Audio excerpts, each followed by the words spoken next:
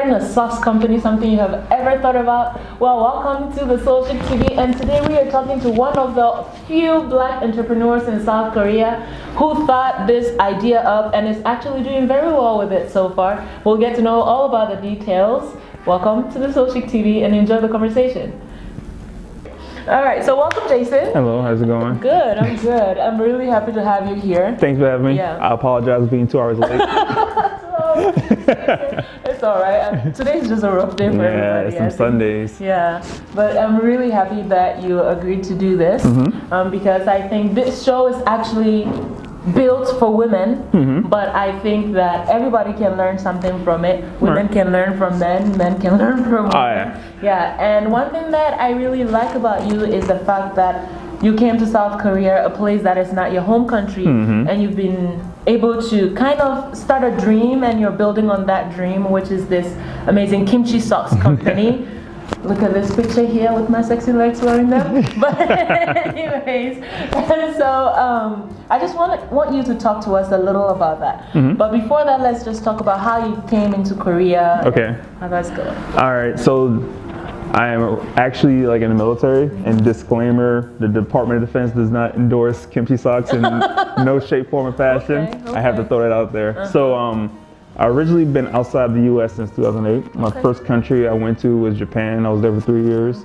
Then I went in the military as well? in the military. Then I went to Lodges Fields in Azores, Portugal, chain of islands off of the coast of Portugal.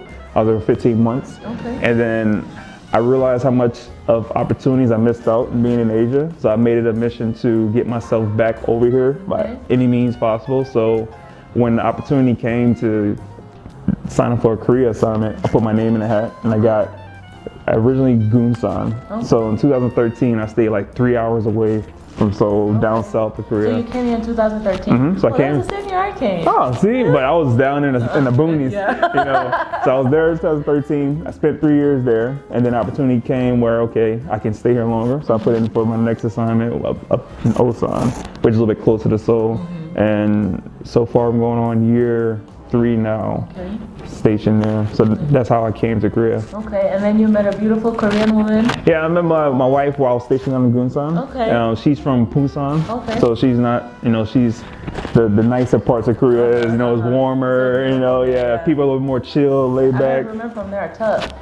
That's the idea. I don't know. I just know that over there, because Seoul is so fast-paced, and Busan is a little bit more chill. I like that, especially I'm from New Orleans. I'm not really into the whole fast, you know, from the Big Easy. I like it nice and chill. And I like my body, the water they have. But, so that's how I came to Korea. I used my, I leveraged my military job to finance me being here. And so yeah, that's how I got here. Okay, well, good.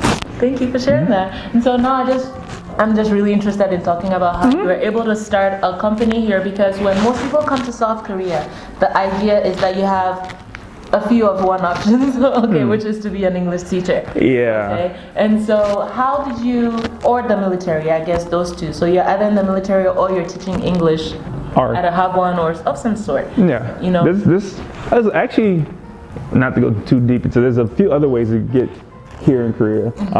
Either you're associated with like some contract job of an American or a foreign company that's doing work here. That's one way, but that's not the common ones you hear about. That's like kind of like the word of mouth type of gigs. But so how I started a company here first, at my first base in Japan, I had a friend of mine, he introduced me to the book The 4 Hour Work Week by Tim Ferriss.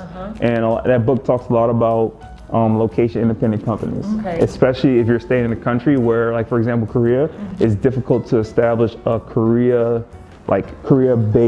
company because of all the I guess you say regulations that come with that. Oh, there's a lot. It's a very lot. But there's pros and cons. So like if, for example, when I started my company here, I knew that I couldn't actually incorporate a Korean company, which is fine, but at the same time I did know that I was able to incorporate a US company and run it from Korea, and that's the route I went with it. So it's an American-based company. All the paperwork, the address, the phone numbers, all US, my bank account's US, and I just run it from my laptop or my cell phone from here in Korea. All right, so you're doing the work here, but Everything is done outside pretty much, except my manufacturer is here, but when we do our transactions, my American bank is what pays his Korean bank. Oh, yeah. Okay, that's smart. Because normally when you go to the immigration, they tell you, oh, that's not possible. You can't have a company here. And people say that because they are ill-informed, and like anyone will, if people who don't know will just say, well, no, that's impossible, and that's the people you got to avoid. If people are quick to say, oh, that's impossible, then they automatically are not willing to go and search for the possible. Like you could form a company from anywhere in the world, like Estonia as an example, and you can have because Estonia is geared towards digital nomads. So for example, you're here in Korea, but you don't have the capital, and you don't have all the stuff to incorporate in Korea, but you can incorporate your company in Estonia and run it from Korea. That works beautifully. Yeah, it does. Now, I get some people, their focus is to do business in the Korean market, then you have to go that route. But if your focus isn't to do business in the Korean market, then you can go the route I went, which is live here but make your money outside of here. And the banks and everything is also outside of the country as well. Wow, that works nicely. I've been thinking about that, and that's the route I'm going with my upcoming company as well. And so it's really good to know the details. I'll definitely talk to you later on about that. But would you say that it's successful now, your company? No, it takes like 5 years, at least 5 years, for you to really start seeing your company start showing fruits for your labor. I know I see a comment here, a lot of people think your first year you should take all your profits out, and that's no. I have not taken any money out of my own company. Even the money that's made gets reinvested back into it. And that's how you're supposed to do it. So even with that, at the end of last year and early this year, it started to pick up. But that took about 2 years of investing and building that brand equity, building that community. So this is the third year for the company? Yeah, we're going to year 3 now. And now we're starting to pick up with people from different countries who come here, and as they go to the Bitcoin Center in Itaewon, oh, I heard about you. Oh, I seen kimchi socks. And they're from like Europe. But because my brand, all the work we put into it and networking, it pushed out that far. And that takes time. Yeah, which is amazing because I see that you're working with affiliates and doing that. And when I see your work, I'm like, wow, this guy's really doing it. Like I must do it. I want to become like him, which is beautiful because then it becomes an inspiration for other people as well, which I like. Oh, so why the name kimchi? So originally, I came up with the sock idea. After I made, so in the military you make staff sergeant, right? And they send you to leadership school. So after my leadership school, I took a week off of work to go to Hongdae, and I paid like $100 to stay in a bunk bed in a shared like guest house because I wanted to I wanted to go and think of a business idea. So I spent that week hanging out in Hongdae, eating kebabs, walking around, just trying to get inspiration. And the thing that came to mind was socks. I'm like, there's like so many socks. I was about to ask you that, like there's so many things you could do. I never thought about starting a sock company. There's so many different socks. And so I came up with kimchi socks because I like kimchi and I like socks. Oh, really? So I just put those two things together. Now the original concept for kimchi socks was to help out the other like sock designers in Korea. And like, hey, I'm gonna buy your socks and then sell them outside of Korea.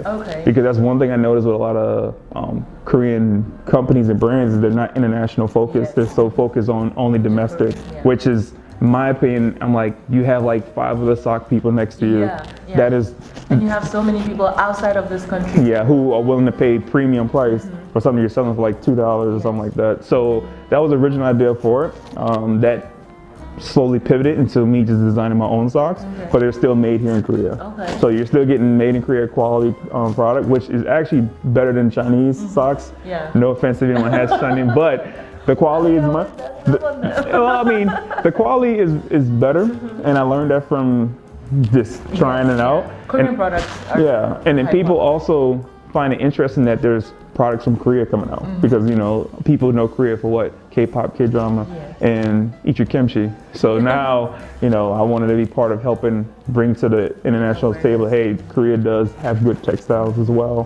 What has been one of the biggest challenges that you've had in starting, not just in starting this company, but also starting it in Korea and manufacturing, all of that, and just the business as a whole? I think the biggest challenge for me has been the work-life balance, because I work full-time in the military, and then I also pretty much in my off time work full-time on kimchi socks and whatnot. So the challenge is trying to be in both worlds at the same time, and while trying to exit one of those worlds that's taking too much of that resource time away from what I can be doing with kimchi socks and other business things that I'm invested in.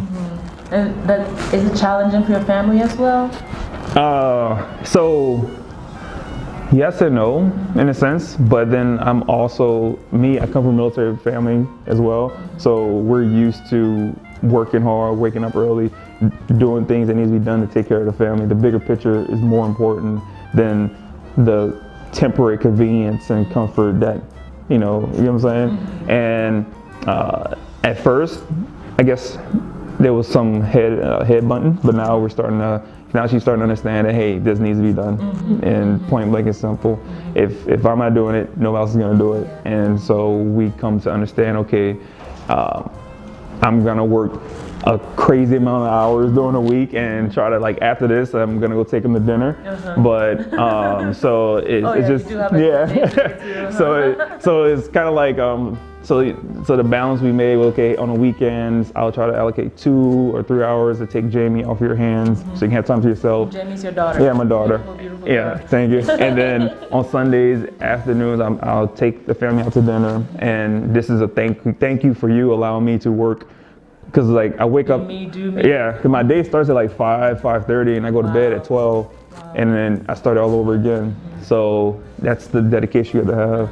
You have to do that, so you have to kind of balance. Yeah. A happy home is also important. Yes, it is. But then I'm also like the why. The why is I'm trying to build a legacy and empire. So if the small thing is not, you just have to, like, chuck it up as an L. Like, Like, I'm gonna be your wife as your wife. Like, come on now. This is also important.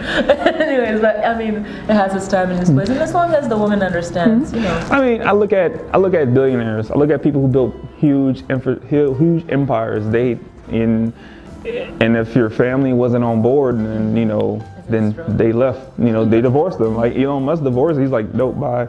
And you got to think about it. And no offense to any women that's watching, because even women do it to their male spouses. If you are very focused on what you want to do, especially if your dream is to become a humongous, like, mogul in life, you're gonna sacrifice the thing that's not in line with that. And if you are willing to sacrifice your so-called dream for something that was not in line with it, then that really wasn't your dream from the get-go. Yeah.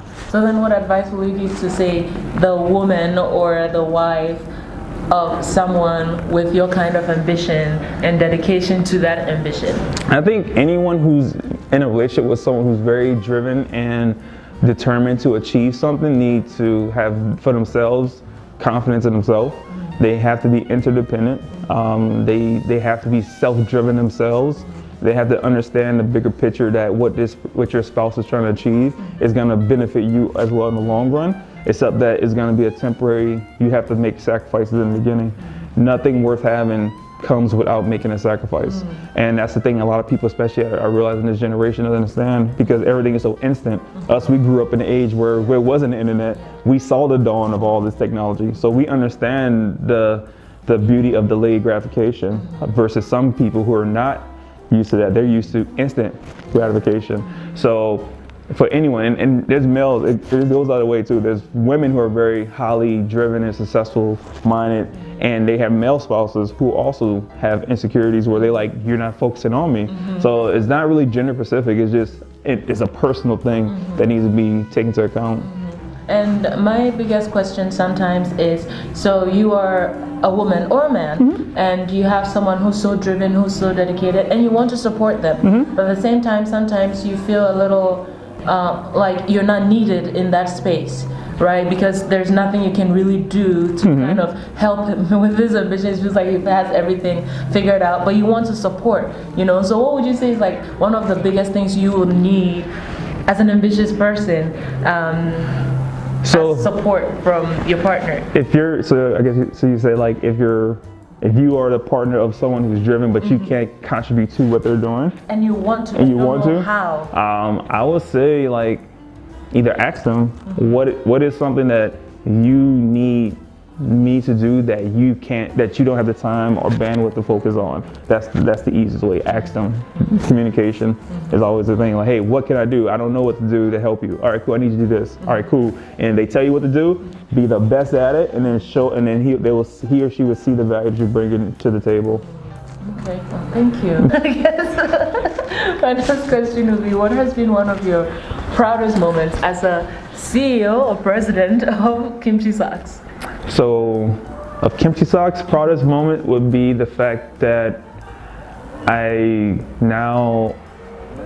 think the fact that people in like over 7 countries know about the socks. Wow. And whenever I meet people here who's coming from the visit, they know about Kimchi Socks. And then like it's funny, like yesterday I was at the Bitcoin Center, and in the last weekend I was at the Bitcoin Center, and when I handed some people a business card, they was like, "Oh, you Kimchi Socks?" I was like, "Yeah." And they was like, "Oh, I saw this like in some other, when I was in China or I was in Germany." I was like, "Yeah." So for me, that's the proudest moment, knowing that your work is being seen and admired from afar, and people. And that's really important. Yeah, it is important. Yeah, it gives you energy. Okay, yes, we're doing the right thing. Yeah. We're doing the right thing, and so that's the proudest moment, knowing that the work that I'm doing is slowly starting to pay off. Yeah, and the second biggest moment is the fact that we had 2,500 pairs of socks given out at the recent Block Bitcoin conference in Miami. Wow. That happened last week. So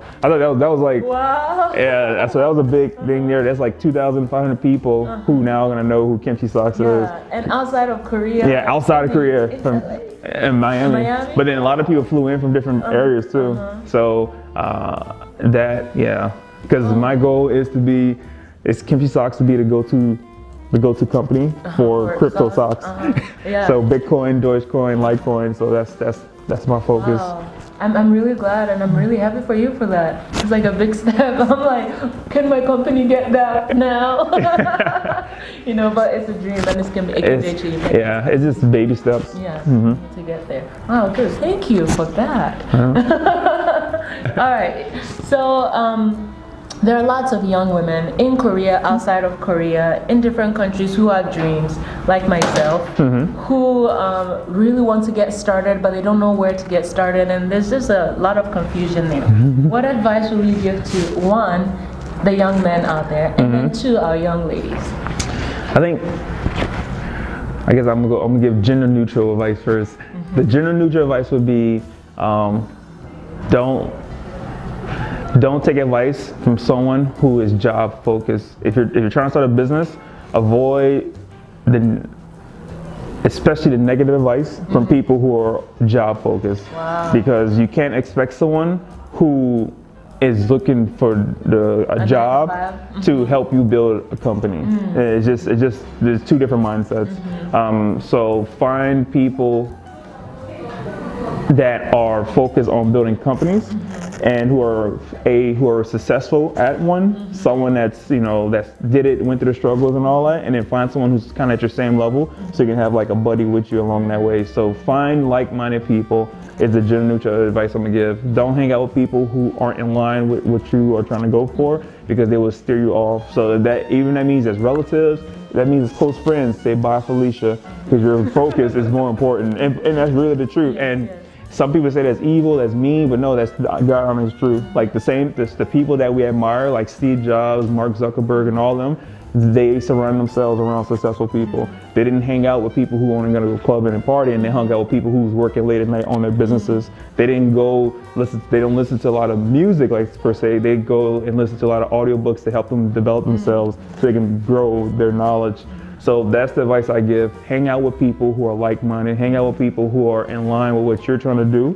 Even if you are the dumbest person in the room, that's good. Because if you're the smartest person in the room, you need to get a new set of friends, because you need to be constantly challenging yourself, constantly growing your network, because you can have all the fancy degrees in the world you want, but if you don't know nobody, if you don't understand nothing, those degrees ain't shit. Yeah. So I think I have associates, cool, but yet I read books of people who have PhDs. I read books of people who do have MBAs, who did run businesses. That's my education right there. And I hang out with other entrepreneurs too. So that leads into saying, don't down the informal education, because sometimes that informal education is very valuable compared to the formal education. Because for the most part, a formal education is to get you geared up to get a job. Yeah, it's all, a lot of it's theory. Some people are practitioners, but at the same time, if the true practitioners aren't teaching in class, they're out there doing. So that's my gender neutral advice. Now when it comes to males, now being, like I said, I'm in the military, so I work with women. I work with women who are above me in rank, who below me in rank. And what I noticed, especially here in Korea, that there's a knight in shining armor type of syndrome. So I'm gonna say this to my male friends: we are no longer in the age and time where a male's ego is predicated on a woman needing to be beneath them. I say that to say this: if you're that type of person, then you're a weak person. If you as a man cannot stand on your own merit, your own inherent value, if you need to have someone underneath you to make you feel highly about yourself, then you are a part of the past. You're part of the reason why we can't move forward as a society. Because in order for there to be equality, you can't peg your value on other people, especially women or men underneath you. That's not a good leader. You won't be an effective leader. You will always diminish, you always demoralize those who you expect to follow you as a male leader as you build your company. So be someone who value is because they have confidence in themselves. They know they bring value to other people. They know that in the past they have helped build up men and other, like male and female followers in their lives. That's so for the men, to sum up for the men, be an inspirational leader that is not in it for themselves, but in it for those who follow you. And that's investing in your people. And when you invest in your people are going to make sure you're moving forward. Now for my female up-and-coming entrepreneurs and just, I don't know, successful women, don't feel as though you have to join the pissing contest with a man. That's not, I say that to say this because it's the what contest? like pissing contest, like, or it's something else called like measuring contest, but like pissing contest. Lean on your strengths. If you are a very say oriented type of female leader, then use it as your strengths. Like invest in that, and then look for someone, if it is a male or whatnot, that can help you with your weaknesses.